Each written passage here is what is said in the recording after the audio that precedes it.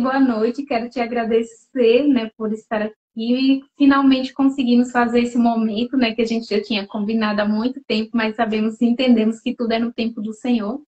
Né? E hoje a gente vai abordar um tema bem importante, né, que é um tema qual muitas pessoas, né, e muitas das vezes têm negligenciado esse tema, porque as mulheres cristãs precisam fazer terapia, né? E sabemos que muitas das vezes esse tabu é em torno da terapia no meio cristão mesmo, dentro da igreja, né, onde existe um pouco ali de religiosidade, onde mulheres cristãs não precisam fazer terapia. E hoje a gente vai estar desmistificando isso um pouco, né? Isso mostra como que fazer terapia é completamente um ato de fé. Não é, a gente não deve deixar de orar, pelo contrário, a gente deve orar, mas também entendemos que a terapia é necessária, principalmente para nós cristãos, né? A qual, se a gente for dar passear um pouco na Bíblia, a gente vai saber que muitas pessoas ali tiveram, né, mesmo pessoas que andavam com Jesus, que tinham fé, que oravam, tiveram seus momentos emocionais abalados, tiveram transtornos, aí a gente sabe que não é de agora, né, desde sempre existiu essa questão de depressão, de pensamento suicida, e a gente tem relatos bem específicos na Bíblia, se a gente for ver, que pessoas que andavam com Jesus também tinham esses problemas emocionais, né? Então, é necessário. E hoje a gente sabe que, diante de uma sociedade,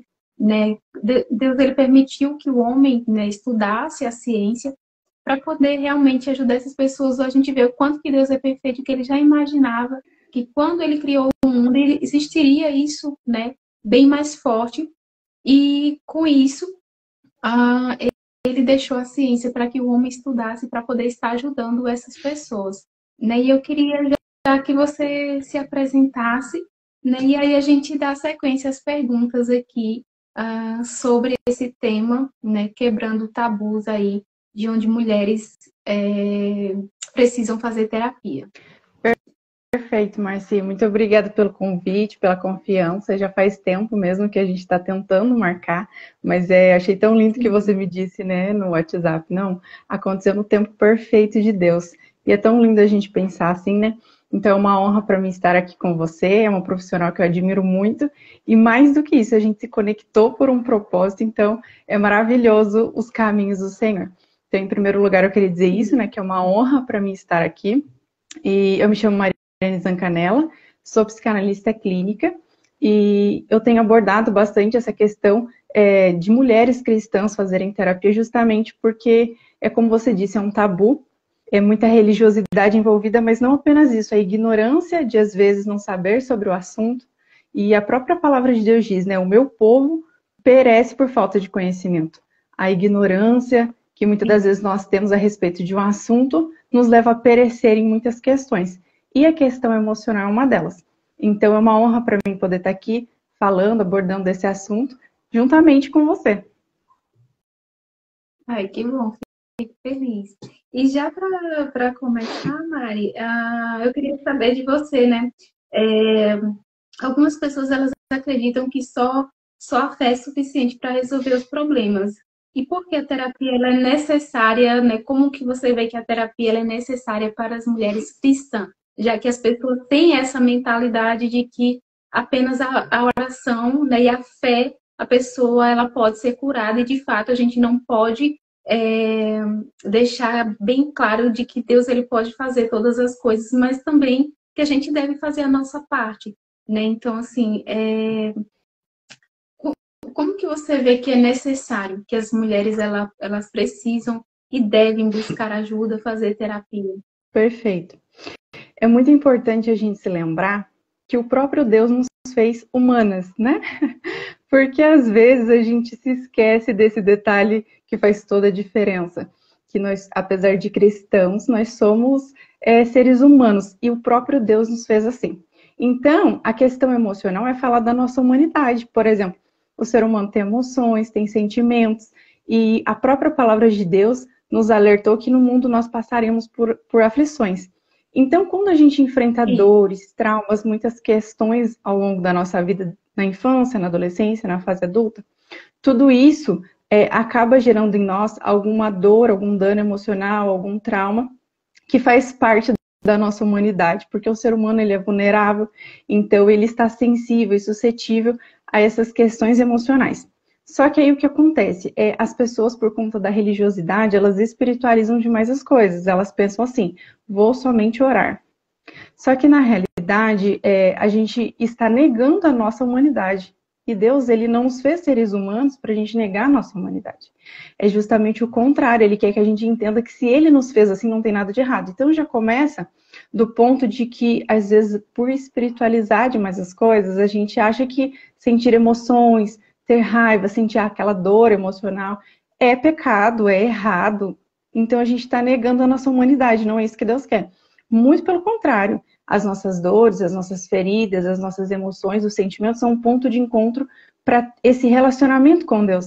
Então eu tenho muita dificuldade, muitas das vezes, de ver, né, como que as pessoas espiritualizam demais as coisas, mas por outro lado eu entendo que é justamente a ignorância de não compreender sobre o assunto. Então por isso que eu acho muito sim, importante realmente a gente falar sobre, para que as pessoas entendam que não tem nada de errado. E eu acredito que às vezes elas até, pelo fato de que, começando pelas suas emoções, elas já acham que é um pecado, que é errado sentir emoções. Então, que dirá fazer uma terapia? Que dirá cuidar do meu emocional? Mas a gente precisa entender que a própria ciência, ela está aí para nos abençoar. Por quê? Porque quando a gente olha para a terapia, quando a gente olha para os medicamentos para pessoas que têm depressão, que têm transtornos, eu vejo na perspectiva da minha fé, da nossa fé cristã, que o próprio Deus permitiu com que a ciência alcançasse um certo nível de conhecimento em algumas coisas, justamente para o nosso próprio benefício. Já que Jesus disse que no mundo nós passaríamos por aflições e as questões emocionais fazem parte da vida. Então, por exemplo, uma pessoa que desenvolveu um transtorno, uma pessoa que está passando por uma depressão, porque é uma fase, ela pode se beneficiar do que a ciência conquistou, né, como um avanço, que são os medicamentos. Então, ela consegue ter uma vida mais plena, apesar da tribulação, da adversidade que ela está enfrentando com aquela doença emocional, com aquela doença mental. E isso gera nela uma vida mais plena. Por quê? Porque ela reconhece que ela precisa de ajuda, ela começa a se tratar, ela descobre que ela tem um transtorno, isso é identificado, é diagnosticado, e ela consegue desfrutar de uma vida mais plena por conta disso. Aí é igual você falou, em nenhum momento a gente diz que a pessoa não pode ser curada, porque Deus pode fazer todas as coisas. Mas é diferente de eu espiritualizar e não cuidar da minha mente, não cuidar da minha alma, não cuidar do meu coração. A própria palavra de Deus diz que nós somos corpo, alma e espírito. Então, muitas das vezes a gente cuida do espírito, mas a gente não cuida do corpo e da mente, do coração, da alma. Ela é negligenciada, só que nós somos um ser trino, então nós precisamos ter esse equilíbrio. Por isso que muitas pessoas, mesmo cristãs, pessoas de Deus, que caminham com Deus, que têm relacionamento, vida de oração com o Senhor, acabam inclusive se suicidando por conta disso. Por quê? Porque não cuida do emocional. Tem vida com Deus, tem vida de oração. Então a gente precisa desmistificar isso. Inclusive, essa questão de às vezes a pessoa dizer que dentro da igreja que depressão é demônio, não é demônio. É claro que o inimigo, ele tira proveito de toda e qualquer situação que ele encontra uma brecha. Então, uma pessoa que tem feridas emocionais, que tem falta de perdão, que tem mágoa, que tem dor, se ela não se cura, isso é uma brecha para o inimigo entrar e atuar. Mas não significa que aquilo é demônio. Significa que ela é um ser humano, que tem dores, que precisam ser tratadas. E isso acontece dentro de um processo terapêutico, uma terapia. Então é muito importante a gente falar sobre isso para que as pessoas sejam livres, porque a própria palavra de Deus diz, né, que a gente passaria por aflições, mas que ele estaria conosco. E tudo que a ciência conquistou até aqui de conhecimento são ferramentas poderosas para o nosso próprio benefício, para que apesar das aflições desse mundo a gente viva uma vida mais plena. Então a terapia é esse caminho onde a gente conduz essas pessoas por esse caminho de cura para que elas vivam uma vida mais plena em Deus. isso. E algo muito interessante, Mari, porque, como você mesmo falou, nós somos sustentados por corpo, alma e espírito.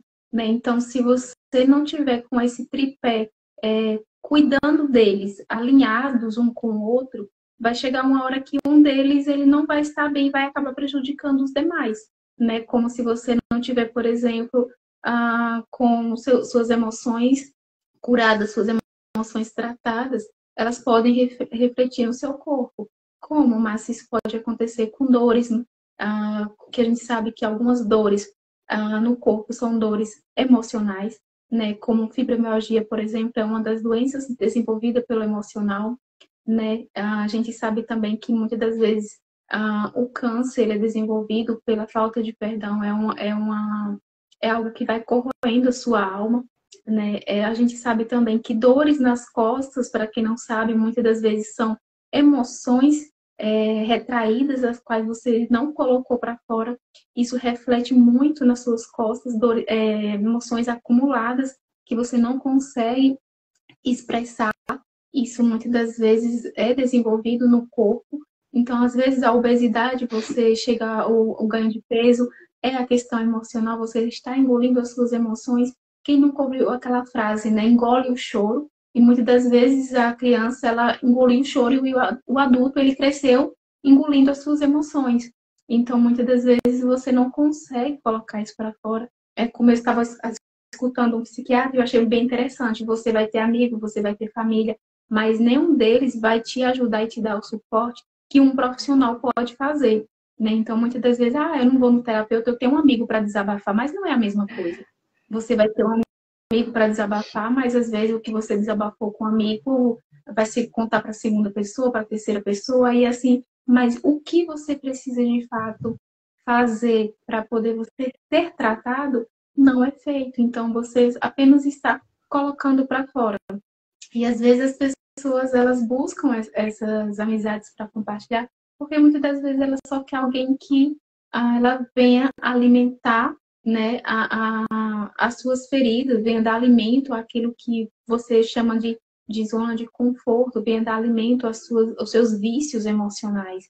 Então, muitas das vezes, para pessoas, elas não têm esse posicionamento de buscar ajuda porque ela está ali alimentando um vício emocional dela. Muitas das vezes ela se vê como vítima, porque o tempo todo ela foi taxada como vítima e ela vai tendo essa crença de que ela é uma vítima e não busca o profissional. Então é muito importante essa questão de buscar ajuda, né? Como você mencionou, nem tudo é demônio, mas infelizmente existe. Até líderes colocam isso na cabeça de seus liderados, né? De que é demônio. Já aconteceu de eu viver uma situação onde a pessoa ela estava tendo uma crise de ansiedade dentro da igreja e onde uma pessoa ela pensou, né, que a pessoa ela estava tendo estava se manifestando, tinha demônios e estava se manifestando, quando na verdade era uma crise de ansiedade. Então, primeiro eu acalmei a pessoa a qual ela estava tendo uma crise, né, fiz algumas manobras com ela e depois eu pedi para a pessoa orar por ela. Então, foi como a gente conseguiu resolver. Então, a gente tem que ter esse discernimento, né, Mari, do que é espiritual e do que é emocional, principalmente dentro da igreja. A gente tem que ter essa visão para que a gente não queira, né, escandalizar o evangelho, mas também não queira fazer as coisas achando que tudo é aquilo que a igreja implanta, aquilo que a liderança implanta dentro de uma igreja. Eu até sempre menciono, dentro desses relatos e vivências que eu tive na igreja, eu falo, gente, todo líder, ele deveria estudar a área emocional, porque ele vai muito no espiritual, às vezes é espiritual demais, mas é um tremendo de um religioso. Ele é um espiritual religioso por não ter esse discernimento, por não ter esse entendimento do que é espiritual e do que é emocional. Deixa eu fazer outra pergunta aqui para você, Mari. O que você diria, né, para quem acha que a terapia e a fé são contraditórias? É aquilo que a gente já falou, né? As pessoas, por ignorância sobre o assunto e religiosidade excessiva, né? Elas acabam achando que as duas coisas não batem uma coisa com a outra. Mas eu acho tão interessante que Deus é tão extraordinário que ultimamente a própria ciência tem reconhecido muitas coisas a respeito da nossa fé concernente a Deus. Por exemplo, até mesmo orações, já foi comprovado cientificamente, né, que estudos comprovam isso, de que a oração, por exemplo, o poder que a oração tem no processo terapêutico. Então, assim, muitas coisas a respeito da ciência que até então as pessoas achavam que elas não se batiam, mas na realidade, se a gente olhar na perspectiva cristã da nossa fé, a gente vê que, na verdade, tudo que a ciência tem estudado, ou boa parte pelo menos, está simplesmente comprovando coisas que às vezes a gente vê na Bíblia, que a gente aprendeu através da palavra de Deus. Então, só confirma, só valida. Então, mais uma vez, a questão das pessoas acharem que uma coisa não bate com a outra é por ignorância mesmo, no sentido de não ter conhecimento a respeito disso. Porque realmente muitas coisas, inclusive que a ciência fala, olha, a gente chegou à conclusão com os estudos de tal coisa. Está escrito na Bíblia. Só que eles foram estudar muitas das vezes a respeito de um determinado assunto para comprovar que aquilo não era verdade, que aquilo não tinha um fundamento. E no final das contas descobriram que era aquilo mesmo e comprovaram coisas que estão escritas na palavra de Deus. Então a oração, por exemplo, é algo que já foi comprovado que causa mudanças no cérebro da pessoa.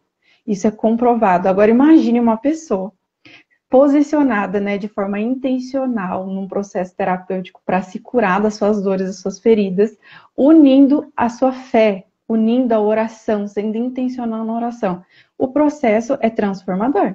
Eu acredito que você também tem vivenciado essa experiência extraordinária com as suas pacientes, eu tenho visto, porque todas as mulheres que me procuram, todos os pacientes são cristãs, então a gente consegue unir a nossa fé com a ciência, então a gente não ignora. E é lindo ver as coisas que Deus faz através desse processo de cura, que é intencional, junto da oração, né?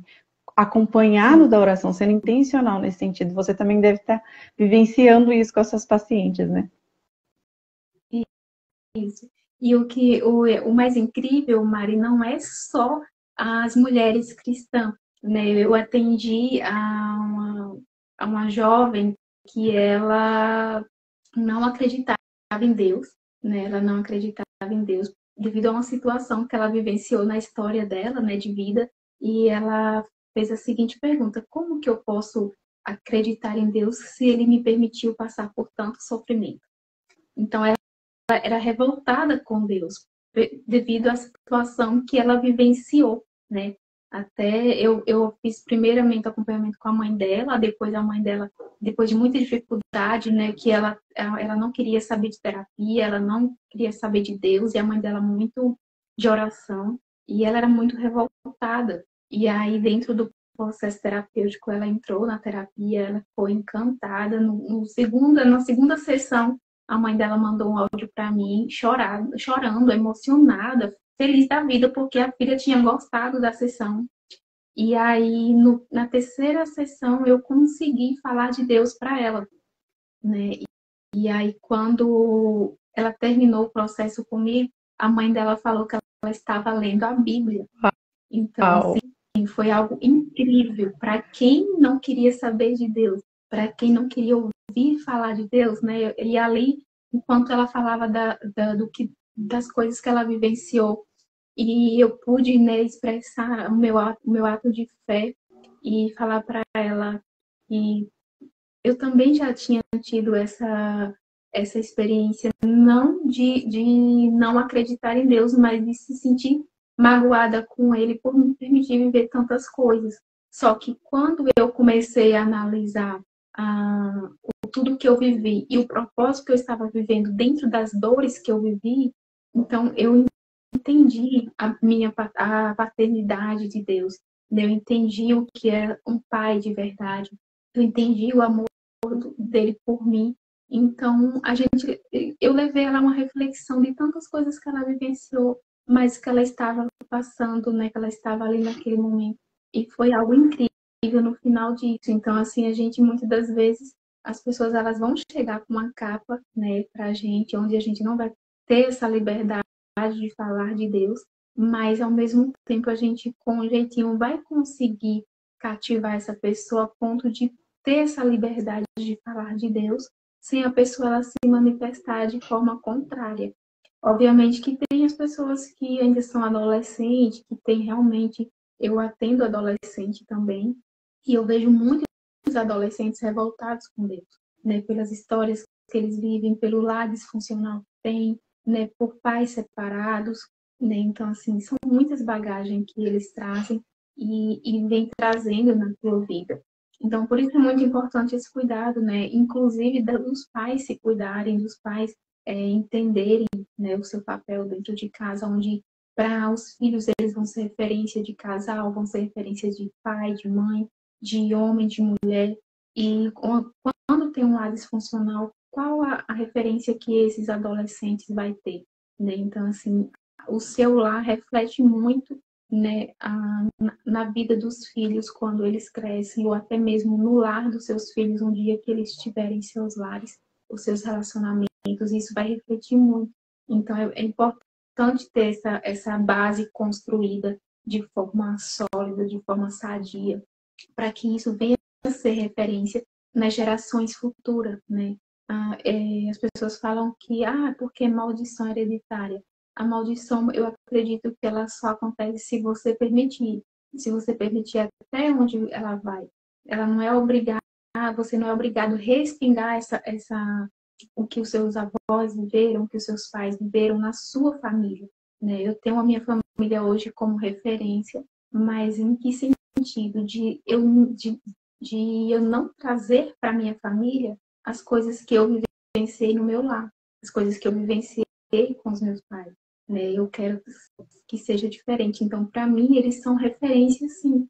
Né? Apesar de ter vivido muitas coisas de um lar disfuncional, mas eu trouxe isso tudo, fiz uma análise e falei para mim mesma, o meu lar não vai ser assim, vai ser diferente.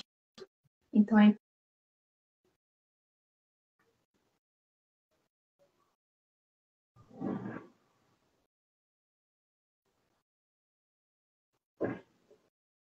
Marci, travou.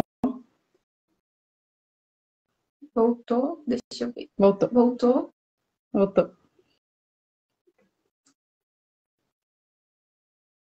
Você estava Você tem falando. algum complemento? Sim, você estava falando, né, com relação ao lar, né?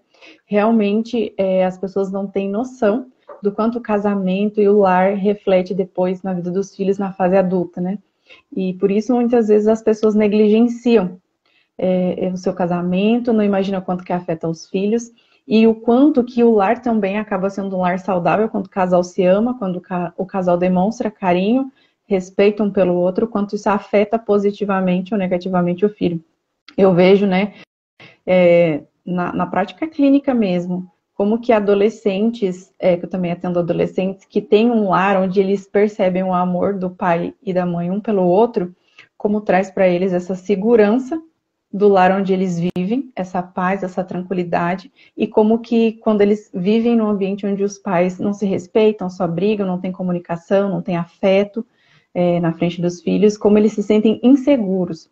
E isso acarreta muitas outras coisas que a pessoa acaba levando para a vida, inclusive para o seu próximo casamento. Mas o Senhor, Ele quer encerrar esse ciclo. Só que para isso a gente precisa se tratar, a gente precisa se cuidar, né? Precisa enfrentar de frente mesmo as nossas dores, os nossos traumas e deixar com que o Senhor traga a cura, porque essa cura vai afetar todas as gerações futuras. Verdade. Mari,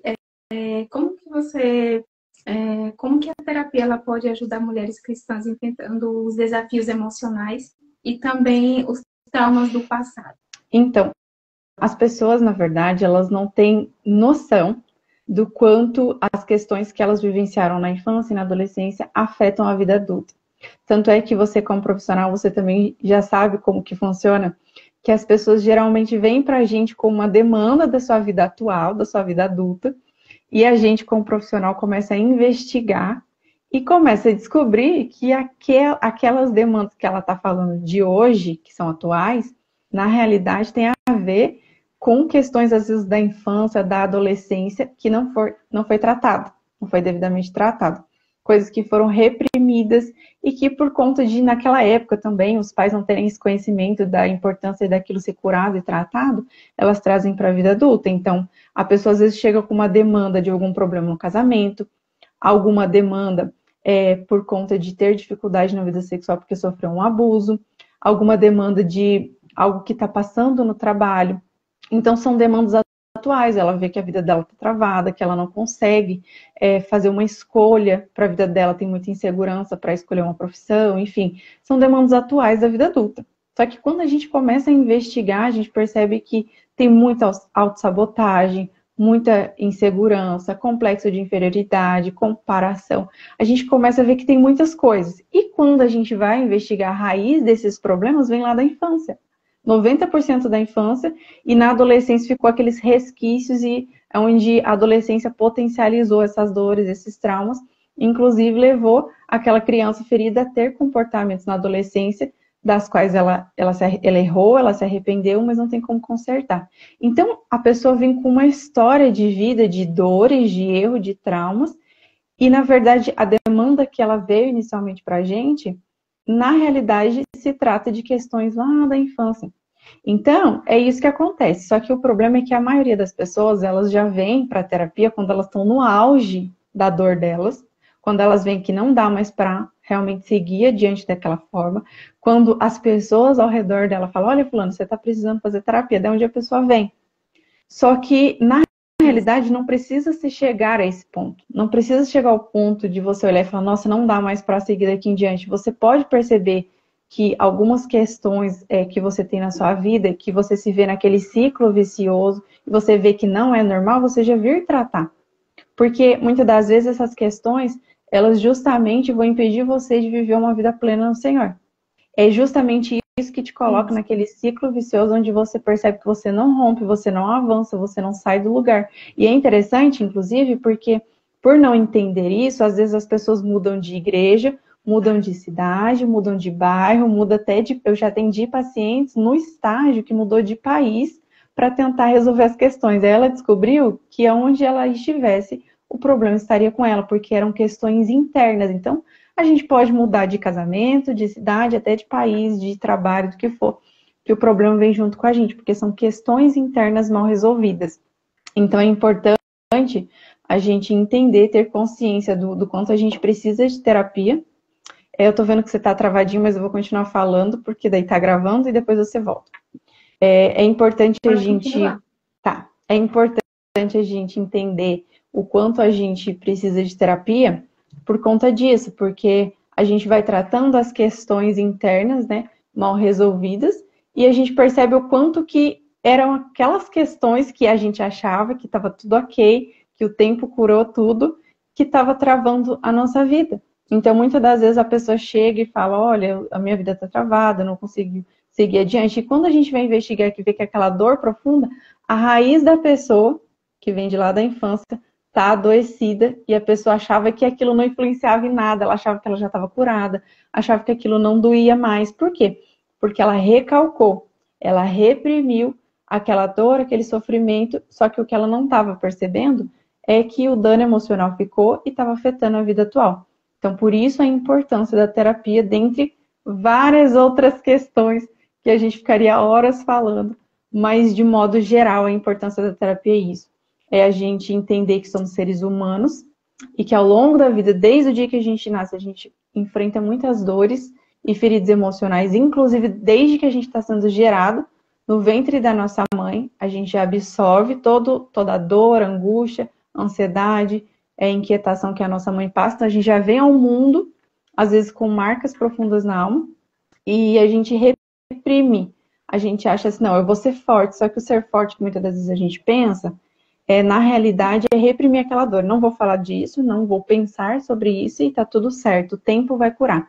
O tempo não cura nada, não cura nada. A própria palavra de Deus diz que a nossa boca vai falar do que está cheio no nosso coração.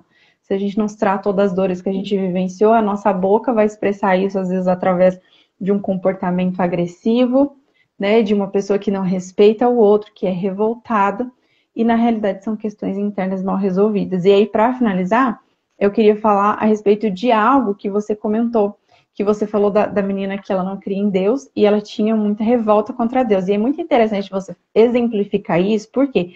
Porque a moça, ela não era cristã e ela tinha uma revolta contra Deus que ela verbalizava. Só que o que acontece trazendo para a nossa fé cristã, né, para essa religiosidade que a gente está falando? As pessoas, por estarem dentro da igreja, elas sentem a mesma coisa muitas das vezes, mas é uma ofensa velada. E eu falo isso por experiência própria, porque antes de vir para essa área, era isso que eu vivia. Eu estava dentro da igreja, eu era de berço cristão, mas porque eu tinha uma crise de identidade, uma rejeição profunda, eu tinha uma ofensa velada contra Deus. Como quem pensasse assim, exatamente o que você falou, né? Por que Deus é esse que diz que é amor, mas me permitiu passar por tantas dores, tanto sofrimento, tantos traumas, rejeição, abandono, abuso, tantas coisas. E aí, aquela ofensa ela é velada, porque a gente vai para a igreja, a gente adora a Deus, a gente fala que o ama, mas aquilo está reprimido no nosso coração. Então, quando eu tive um verdadeiro encontro com o Senhor, foi onde eu consegui expor essa ofensa que estava velada no meu coração, mas que existia. Isso me possibilitou descobrir que eu era amada, que Ele não tinha seus filhos prediletos, porque o que acontece? A gente transfere para Deus as nossas dores, os nossos sofrimentos, inclusive a questão da paternidade. Eu gosto de falar sobre isso porque é o que eu vivi e eu tenho vivido isso na prática com as minhas pacientes. Falo sobre isso no Instagram, porque a gente transfere as nossas dores para Deus, inclusive a questão da paternidade. Então a gente transfere, eu transferi tudo para Deus. Então, se o seu pai era rígido, você vai ver Deus como um Deus pai rígido. Se o seu pai foi ausente, você vai ver ele como esse pai ausente. Mas quando eu tive esse encontro verdadeiro com ele, eu entendi, não, ele não tem filhos prediletos. Ele sempre me amou, ele nunca me abandonou, nunca me desamparou, ele sempre esteve ali. E aí, nesse encontro, toda ofensa velada foi quebrada, porque eu expus para ele. Então, é muito interessante a gente vivenciar isso, de a gente ser honesto com o Senhor. Ele não tem dificuldade com relação a isso. Ele quer que a gente fale a verdade, porque isso vai nos possibilitar, inclusive, vivenciar um processo de cura. Porque como você vai passar por um processo de cura se você não reconhece essa ofensa velada, se você não consegue confessar o quanto você se sentiu de fato injustiçada por aquele abandono, por aquele abuso, por aquela rejeição que você passou. E é isso que abre a porta para você vivenciar esse processo de cura, onde você vai unir ciência e fé, o processo terapêutico com a sua fé, com o que você acredita, com o seu relacionamento com Deus. E esse relacionamento com Deus, ele começa realmente a acontecer de verdade quando você reconhece essa ofensa velada e se submete ao processo de cura. E aquilo que você falou, inclusive, que você vivenciou, né, de você conseguir olhar para a sua história numa outra perspectiva, é porque quando a gente ainda está ferido e não trata as nossas dores, a gente olha para a vida, para nós mesmos, para os outros e até mesmo para Deus com a nossa lente da dor, do sofrimento. Mas quando, aquela lente da vítima que você falou, mas quando a gente se permite ser curada, é tão interessante que a gente olha para nós, para Deus, para a nossa vida, para as pessoas com uma outra perspectiva. E a gente começa a entender que tudo que a gente passou até aqui, Deus nunca nos desamparou e mais do que isso. Ele usa todo aquele sofrimento para a glória dele. Quando a gente vê José, por exemplo, a gente vê isso. Ele vivenciou tanta dor, tanto sofrimento, mas o Senhor permitiu que tudo aquilo contribuísse para o bem dele de alguma forma. Então é muito importante a gente entender a importância, né, desse processo de cura, entendendo que essa ofensa Sim. velada contra o Senhor, ela precisa ser exposta, porque é ali que se inicia um processo de cura em Deus. E é bem interessante você mencionar a história de José, porque é uma história que eu me inspiro muito, né? Quando eu comecei a ter entendimento do que José passou, eu fiz, nossa, como Deus ele é incrível, né? Porque por mais que ele tenha passado por tantas dores, né? Rejeição, abandono, foi esquecido, foi jogado dentro de uma prisão, mas o Senhor nunca deixou ele sozinho. E muitas das vezes, se Deus revelasse o processo para a gente, possivelmente a gente iria desistir no caminho, né? Então, assim, todos os processos que a gente vive, o Senhor todos os dias, Ele nos dá um pouco de graça, né? A graça dele nos basta, né? Para que a gente venha viver um dia de cada vez e cada dia o seu mal. E é bem interessante porque eu tive uma paciente a qual ela era do altar, né? Ela é do altar. E ela era uma pessoa muito amargurada, porque ela viveu várias traições dentro do casamento e era separada já fazia 14 anos. E nesses 14 anos de separação, ela carregava uma dor, uma mágoa, uma raiva muito profunda do pai dos filhos dela, né, do ex-marido. E aí, quando a gente começou no processo, nossa, essa mulher, ela estava com a fisionomia de pessoa amargurada, de pessoa revoltada, de pessoa indignada com tudo, com Deus. E é interessante que faz umas 2 semanas que eu entrei em contato com ela, porque eu termino os processos terapêuticos, mas eu gosto de continuar, além de ter uma conversa, de vez em quando, com os pacientes antigos, para saber como é que está o andamento e tudo mais.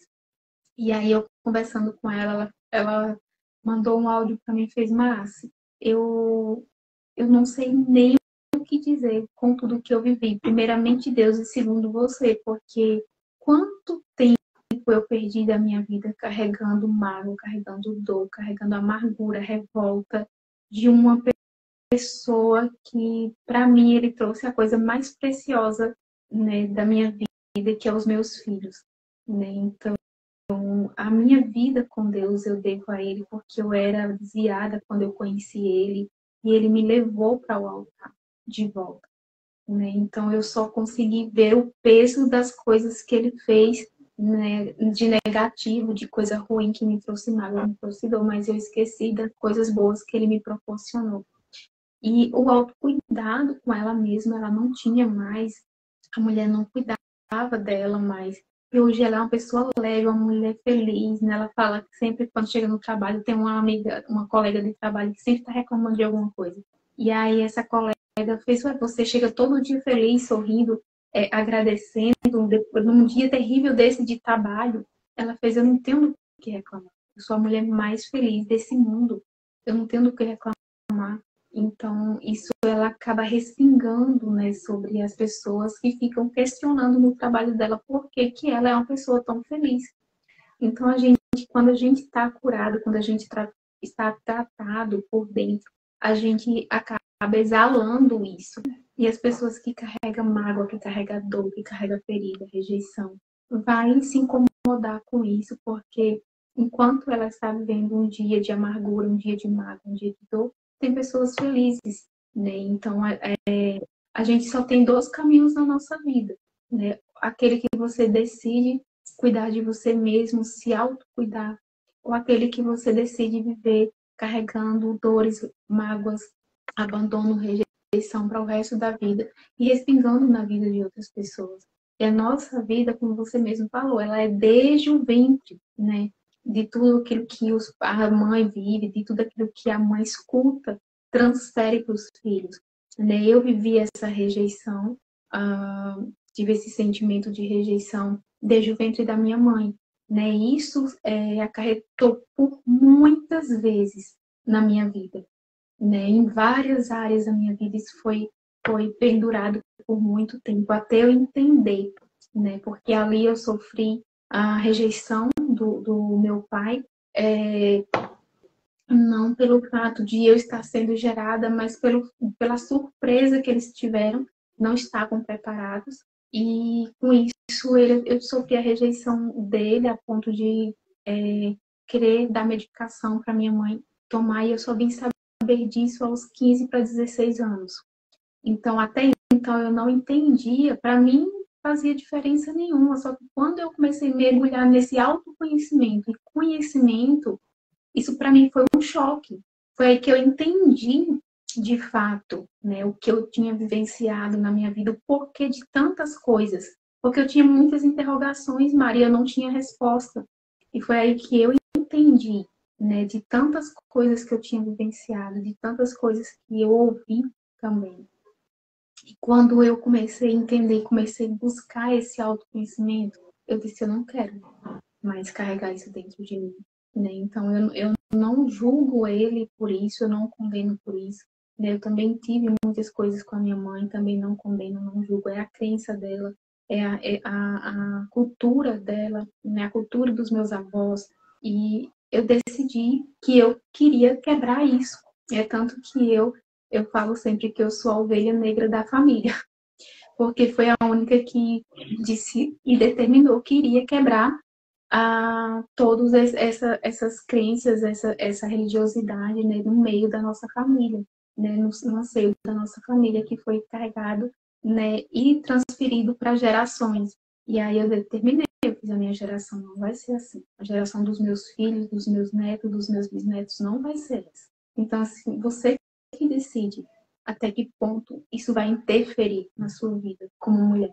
Porque isso só não interfere na nossa vida como mulher, mas também como mãe, como esposa.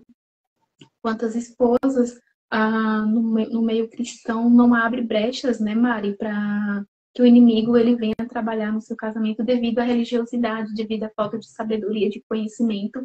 Né? Eu atendi algumas mulheres na área da sexualidade, porque eu sou especialista na área também, e eu ouvia coisas assim que eu ficava, disse, meu Deus, quanta falta de sabedoria, e realmente o povo ele perece por falta de conhecimento, né? Então, assim, são coisas mínimas, né? A gente está no meio de mulheres aqui, eu posso falar de mulheres a quais, eu vou fazer jejum de sexo com meu marido. Eu estou em jejum, eu estou em jejum e eu não posso ter sexo com meu marido. Eu ficava assim, gente, não é possível. E quando eu fiz uma palestra falando sobre isso, que inclusive tinha mulheres que estavam fazendo jejum, esse dia foi bem interessante, e estavam fazendo jejum justamente naquela semana que eu comecei a falar sobre, ficaram uma olhando para a cara da outra, tipo assim, assustada, né? Porque pela falta realmente de conhecimento. O sexo em si, Deus ele trouxe para o casamento, para que é algo pleno que Deus fez, que Deus criou para o homem, para a mulher dentro do casamento. E a mulher fazer jejum, achando que é pecado ter sexo enquanto está em jejum, está em jejum vivendo um propósito ali. Então, para mim, isso é algo assim, foi algo que eu ouvi dentro de atendimento que para mim não consegui absorver com uma boa, né, assim, mentalidade, porque quando a gente vai estudando, que a gente vai mastigando bem o conhecimento, que a gente vai vendo, a gente quer ter aquele sentimento de querer abrir os olhos de todo mundo ao mesmo tempo. Eu não sei se você já teve essa sensação, Mari, mas eu tive essa sensação quando eu comecei para a área da sexualidade, porque eu vi o tanto de pessoas que estavam frustradas, que estavam abrindo brechas dentro do mundo cristão por falta de conhecimento, né?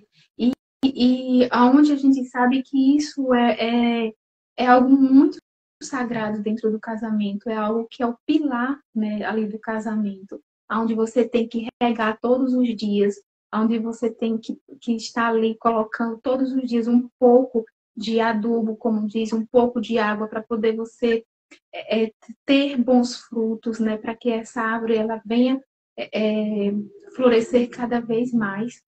Infelizmente, a gente sabe que Satanás é onde ele mais age, né, é onde ele tem o foco principal, que é destruir as famílias, é implantar na cabeça de mulheres, mulheres que já estão nos 30, nos 32, 33 anos, eu escuto muito isso. Eu não quero ter filho mais. Eu não tenho tempo para ter. Para que eu vou ter filho no tempo de hoje, nesse mundo que nós estamos vivendo? Olha a mentalidade, Mari.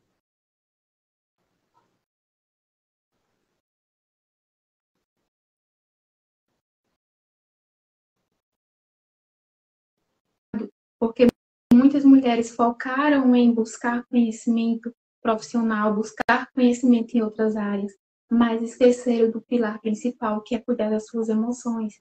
Então, passou o tempo, quando vai chegando na idade, a pessoa está com seus sonhos, né, de construir família, de ter filhos, com seus sonhos enterrados, não quer mais, porque acha que não dá mais tempo. Agora eu deixo com você, Mari. Vamos finalizar. É isso mesmo que você falou. Para mim, a coisa mais libertadora é ver uma pessoa sendo liberta das suas dores, das suas feridas, para viver o propósito de Deus na vida dela. Porque muita gente quer viver o propósito de Deus, mas elas não entendem que existe etapas antes, né, de ser curada, principalmente é a primordial, porque ninguém vai viver o propósito de Deus ferido. José, ele só viveu o propósito de Deus para a vida dele, porque igual você falou, ele não guardou mágoa, ele não guardou rancor, ele entendeu que tudo que ele viveu conduziu ele para o propósito de Deus que estava reservado lá na frente. Tanto é que quando os irmãos apareceram para ele e ele se revelou e houve aquele choro todo, onde ele colocou para fora aquela dor através do choro que ele tinha guardado por tanto tempo, ele disse, não fiquem preocupados, não foi vocês quem fizeram isso comigo, foi Deus quem permitiu para que hoje eu pudesse estar nessa posição. Só que a gente só consegue olhar para a nossa vida nessa perspectiva quando a gente já está passando pelo processo de cura. Porque a pessoa que não passa pelo processo de cura, não começou o processo de cura ainda, ela vai se ver como vítima, como aquela pessoa que foi injustiçada, que o outro não merece perdão, ela vai se ver com esse olhar de vitimismo. Ela vai ver como se Deus fosse esse pai injusto, que abandonou ela, que permitiu que ela passasse por tudo aquilo, né? Mas quando ela entende que ela precisa passar pelo processo de cura, ela se submete a esse processo, é a coisa mais linda do mundo de se ver, porque você vê aquela pessoa sendo liberta, sendo curada, ela começa a olhar, uau, a minha história não é daquele jeito que eu via, porque ela está olhando para a vida dela agora com um olhar ressignificado, com um olhar curado, não mais com a lente da dor, não mais com a lente, com aquela lente da orfandade, que a orfandade é uma mentira, a pastora Thalita sempre fala isso, eu concordo. E ela começa a olhar para a história dela e começa a achar linda. Ela fala, uau, eu mesma, assim, por muito tempo me vi, né, como essa vítima rejeitada, e quando eu enfrentei esse processo de cura, e hoje ainda vivendo, né, essa profissão extraordinária de ser essa ferramenta de cura na vida das pessoas, e ver as pessoas florescendo e sendo libertas das suas dores para viver o propósito de Deus, eu vejo que Deus usou tudo que eu vivenciei, as dores mais profundas da minha alma, os traumas, para a glória dele. Eu vejo que hoje em dia ele usa tudo, tanto no sentido de ter me lapidado para hoje estar aqui cuidando de pessoas, como no sentido de que quando a pessoa expressa uma dor, eu estou vendo aquilo, eu estou acolhendo aquela dor não só como uma profissional que tem ferramentas, que estudou para aquilo, mas acima de tudo como um ser humano que já enfrentou as mesmas dores e sabe exatamente do que aquela pessoa está falando. Como você, por exemplo, que você vivenciou tantas dores, tantos traumas, e hoje você está formada, você atua na sua área, mas é mais do que isso. É um propósito de Deus na sua vida, é algo que você acolhe a pessoa entendendo a dor dela, a dor que ela passou. Então é sobre isso que cada uma dessas mulheres que vão ter acesso a essa live, que elas saibam que elas não são vítimas da própria história, assim como José. Tudo que vocês vivenciaram de dores, quando vocês se submeterem a esse processo de cura, vocês vão começar a ver a história de vocês sendo ressignificada. E você vai olhar para você mesma, para as pessoas, para a sua história, com outro olhar, com o olhar de uau, como eu sou guerreira, como Deus me sustentou até aqui. Até porque quando você disse assim, né, que aquela moça ela tinha uma revolta contra Deus, de ter permitido que ela passou por tudo aquilo, porque a maioria das pessoas pensa isso, onde Deus estava quando eu passei por tudo aquilo? Ele sempre esteve ali. E quanto maior a dor da pessoa, quando a pessoa chega para mim com uma história de sofrimento, aí que eu penso assim, uau, Deus sempre esteve com essa pessoa, sabe? Porque se Deus não tivesse, essa pessoa não estava aqui hoje para contar a história, para se curar. A maior evidência é que Deus esteve com essa pessoa do começo ao fim é ela estar aqui hoje para contar a história, para poder se tratar. Aquela dor não matou ela. Então, que as pessoas entendam isso, que as mulheres que vão assistir entendam isso, que a sua história de dor pode ser ressignificada em um lindo testemunho, onde para o resto da sua vida você vai ser grata a Deus, entendendo que tudo que você passou te lapidou, te transformou na mulher que você é hoje, e não apenas isso. Tudo que você vivenciou se transforma em ferramenta poderosa para você viver o seu propósito. Isso. Mari, quero te agradecer, né, por esse momento juntas. Fico muito feliz. Espero que seja a primeira de muitas. Né? Quero te agradecer de coração. Espero que você continue sendo, né, esse instrumento de Deus onde tem muito azeite para derramar na vida de outras mulheres e transformar mulheres, transformar vidas, transformar almas, transformar lares. A gente não cuida só de mulheres, a gente cuida de uma família, a gente cuida de gerações futuras. Né, a responsabilidade, eu sempre falo que a gente não tem a responsabilidade só de cuidar de uma pessoa, mas de uma geração, né, de gerações. Então, que o Senhor ele te dê graça, que Ele te dê todos os dias uma porção especial para que você venha ser bálsamo na vida de mulheres, que você venha ser socorro, né, que o Senhor venha te usar como instrumento nas mãos dele para cuidar dessas mulheres, seja dentro e fora, né, do templo.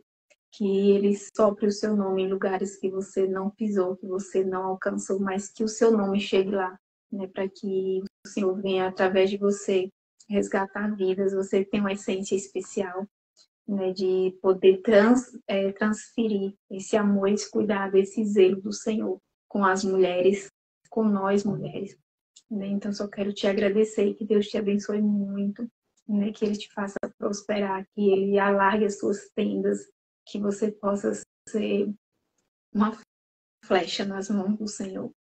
Amém. Que lindo, obrigada. Muito obrigada pela honra, né, de ter me convidado. Muito obrigada pelo carinho, né, pela consideração. E saiba que é recíproco. Foi uma honra para mim e eu creio que será a primeira de muitas, em nome de Jesus.